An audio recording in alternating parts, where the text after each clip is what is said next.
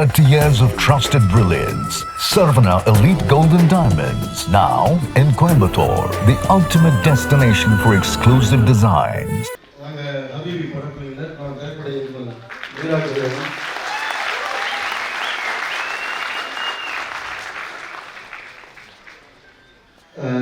உங்க எல்லாருக்குமே தெரியும், நமக்கு பிடிச்ச நம்மளோட ஆல் டைம் ஃபேவரட் டைரக்டர்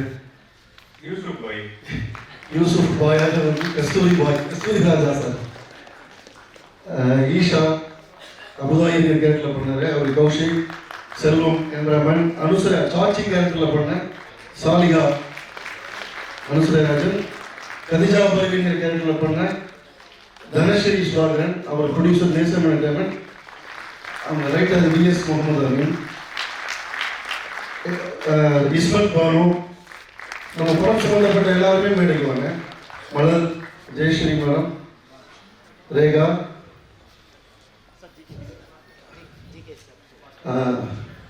எங்களுடைய producer GKS brothers, corruption sir brothers, அவங்க மேடைக்கு வாங்க.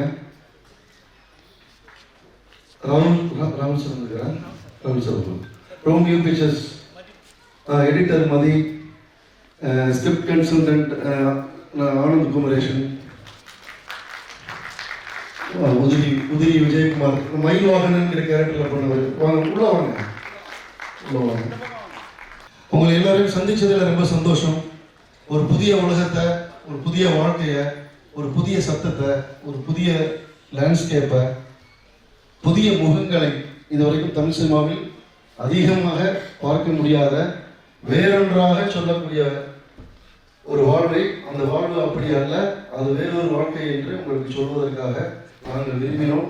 எங்களுடைய ஊருக்கு, எங்களுடைய தெருவுக்கு, எங்களுடைய வீட்டிற்கு உங்களை அழைத்துக் கொண்டு போக விரும்பினோம். அதுவே ஹபீபி திரைப்படம். உங்கள் எல்லோருக்கும் எங்களுடைய மனமார்ந்த நன்றி. நான் நீண்ட இடைவெளிக்கு பிறகு திரையரங்கு என்னோட படம் வருது. ஆனால் இவ்வளவு கூட்டத்தை பார்க்கும்போது ரொம்ப சந்தோஷமா இருக்கு. தொடர்ந்து நிறைய படங்களை இன்னும் வேகமாக செய்யணுங்கிற உத்வேகத்தை தருது. உங்களுடைய எல்லாருடைய முகங்களையுமே ஒரு நிறைவு பார்க்க முடிகிறது. நீங்கள் படம் சம்பந்தமான உரையாடலை டீமோட செய்யலாம். அதுக்கு முன்னாடி கஸ்தூரிதாஸ் சார் பேசுவாங்க.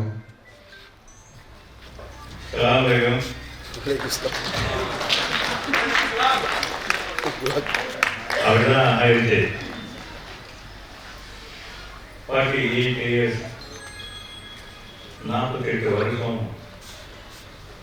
உங்களோட தொடர்ந்து சினிமா மூலமாக பேசிட்டு இருக்கேன்.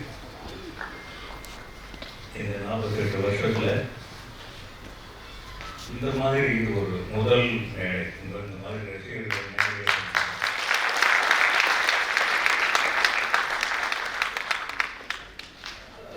இந்த படத்தில் வந்து நிஜமாக நானே நேற்று தான் ஒரு படமும் பார்த்தேன். இது ஏன்னா இதுக்கு முன்னாடி பார்க்காம விட்டோம்னு ரொம்ப ஃபீல் பண்ணேன். சமீப காலமாக நம்ம சினிமான்னு நம்ம பார்க்கறதுல வந்து சமீப காலமாக நிறைய சின்ன படங்கள் சினிமாவில் வந்து சக்ஸஸ் ஆகிட்டு இருக்கு. அப்பெல்லாம் இப்போ இந்த அளவுக்கு ஒரு பரிசுத்தமான படம், ஒரு படம் தனக்கு தேவையானது தானே செலக்ட் பண்ணிடும். இது முதல்ல செலக்ட் பண்ணது வீரா கதிரவன்.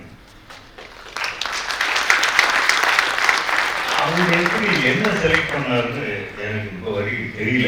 ஏதோ ஒரு வகையில் அவரை நான் துன்புறுத்தி இருக்கேன்னு நினைக்கிறேன். அவருடைய அறிவுக்குள்ள நுழைஞ்சு நிறைய தேடி தேடி தேடி கடைசியாக தான் கண்டுபிடிக்கிறது. எப்போவுமே நதி ஓடிக்கிட்டே இருந்து கடைசியில் ஒரு இடத்துல கண்டனமாகும் இல்லையா, அந்த மாதிரி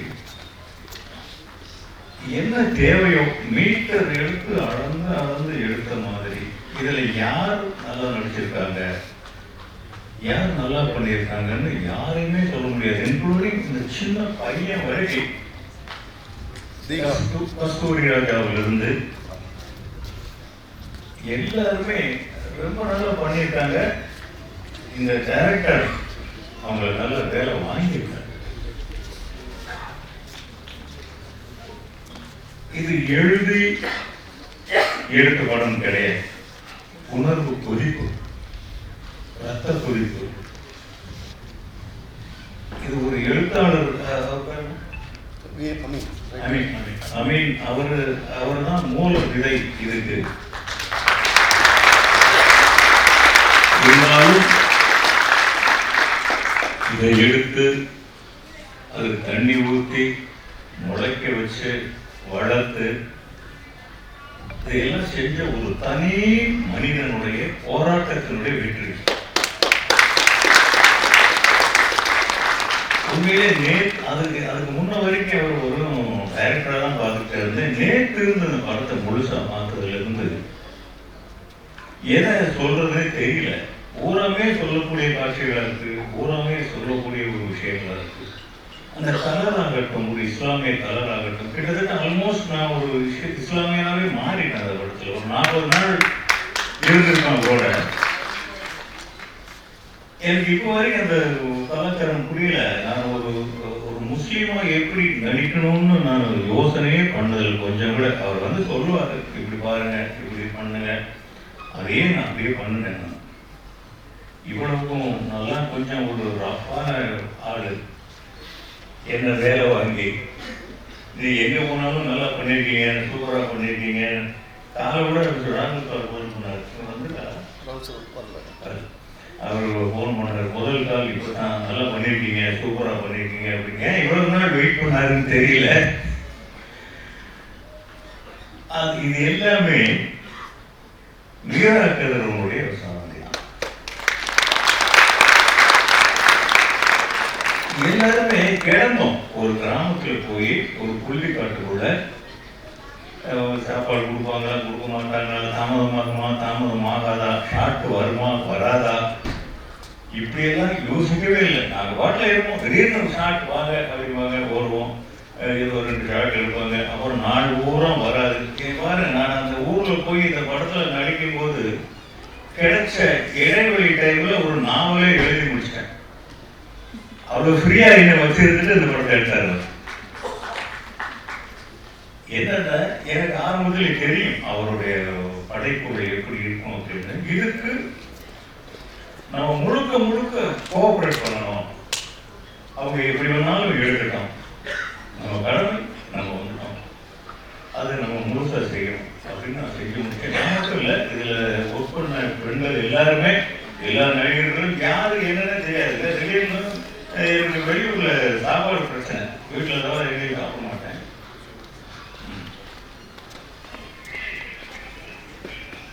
அப்போ அந்த எல்லாருமே எங்களை கவனிச்சுக்கிட்டு இருக்காங்க. இந்த மொத்தத்தில் சொல்லப்போனா இது ஒரு படம் இல்லை, ஒரு வாழ்க்கை. ஒரு குடும்பத்தோட ஒரு அங்கத்தினரை இந்த படத்துல நீங்க பார்க்கலாம்.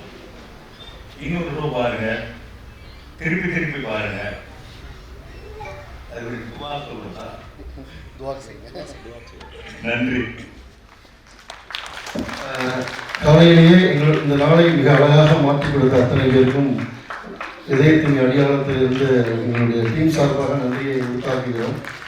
உங்களுடைய நண்பர்கள்கிட்ட, உங்களுடைய பக்கத்து வீட்டினரோடு, உங்களுடைய உறவுகளோடு, உங்களுடைய உற்றார், உங்களுடைய எல்லோரோடும், உங்களுடைய சமூக வலைதளங்களில் இந்த படம் சரியாக இருக்குது, எங்களுடைய உழைப்பு நேர்மையாக இருக்குது, இந்த படம் இந்த சமூகத்துக்கு தேவையாக இருக்குது. இன்றைக்கி இருக்கக்கூடிய அரசியல் காரணங்களால் மனித அன்பாக இன்றைக்கி நிறைய விஷயங்களை சொல்ல வேண்டியிருக்கு அப்படின்னு உங்களுக்கு நிச்சயமாக உணர்ந்திருப்பீங்க.